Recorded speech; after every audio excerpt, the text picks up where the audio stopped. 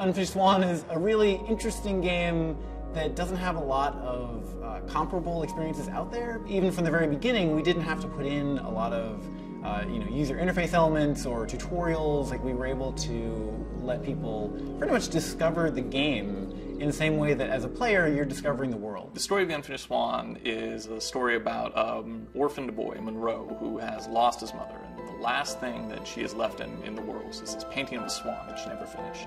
And one night the swan gets up out of the painting and wanders into this fantastic world.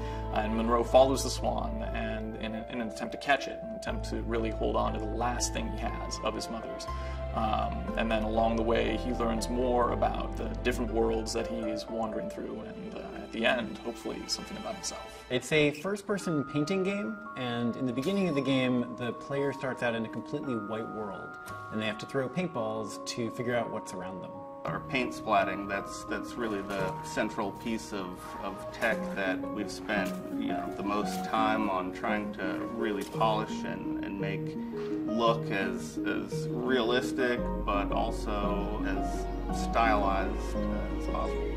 We got involved with Sony because they called us. We had shown the game in Tokyo at the Sense of Wonder Night in 2008, and they had seen, I think, a video of that online when the game was still a very early prototype. Initially, I was sent a YouTube video. I think I found it or was on a forum, and it was just kind of, it's chapter 1, which is the garden. And immediately I was like, this game is unbelievable. Like, we have to talk to Ian. We have to, figure out a way to get this game onto the PlayStation 3. Giant Sparrow was created essentially to make this game. It's been an interesting challenge working with the team on a project that we didn't necessarily know what it was going to be in the beginning. So I think we all knew that it was going to be this, black and white world in the very beginning of the game, but where it was going to go from there was pretty open.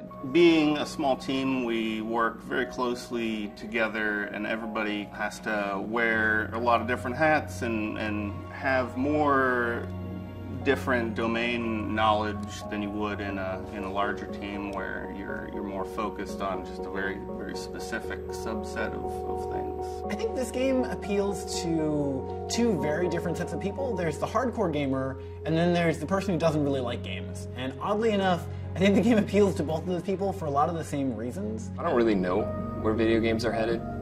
All I know is that I hope that wherever they're headed, there's still places for games like the Unfinished Swan to exist, because I think they're fantastic and I think they grow the medium.